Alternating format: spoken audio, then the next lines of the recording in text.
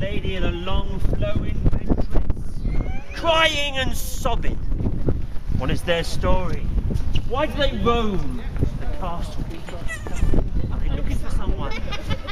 A lost love? Or maybe revenge for a crime committed?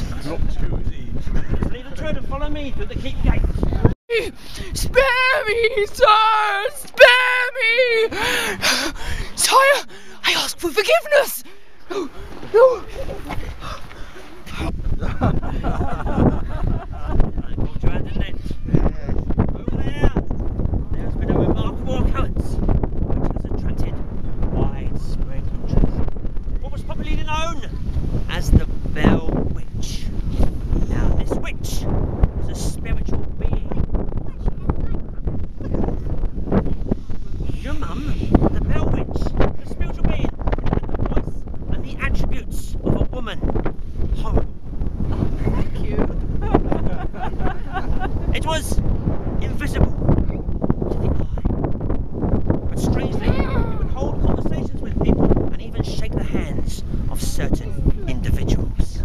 The feats it performed here at Dover Castle were amazing. Seemingly, they were designed to annoy the soldiers and the officers based here at the castle. It would take the sugar from the bowls, it would spill the milk, take the blankets from the bed while the soldiers were asleep, and pinch and slap the soldiers. And my brother, he used to be quartermaster here. You see the tunnels all around you? They used to help the sailors and the marines reach the beach quickly in time of war. But when the wars ended, they worked against the smugglers. The likes of the Blues and the Kent gangs. Well, one dark, stormy night in 1826, my brother Richard was looking out from that window there. He saw a commotion on the beach. It was smugglers. He called out the guard, and then a vicious skirmish broke out. I stood there. I stood at that very window there, and I witnessed my brother Richard murdered before my very eyes. And now, he will patrol these pathways right where you stand, making sure that you don't suffer the same terrible fate he did at the hand of the smugglers. Penster's Gallery, or as the locals call it, Penster's Gallery. But it also has another name. It is called the Screaming Tunnel. The path you stand on leads through the tunnel, goes out and eventually leads down to the barracks.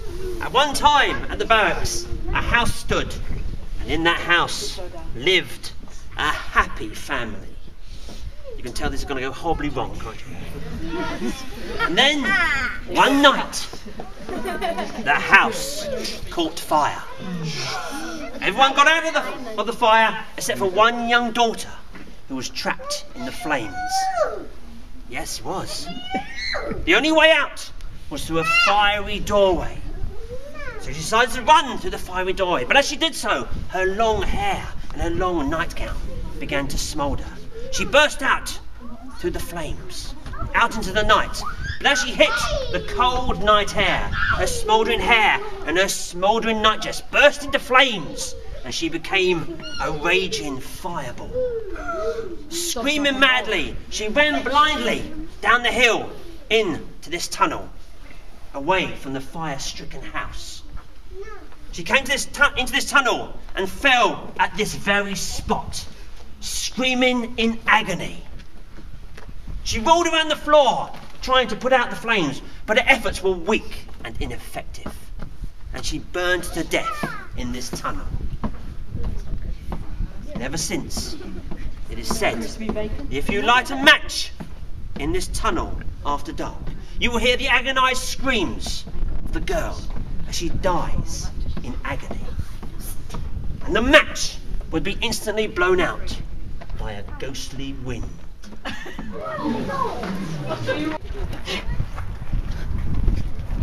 More in this one.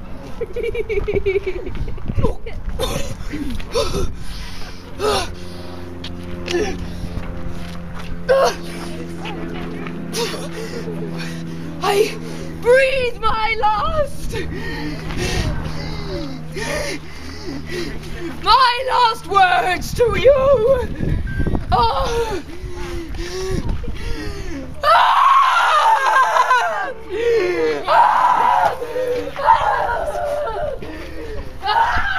The mysterious lady in red. No one knows her story.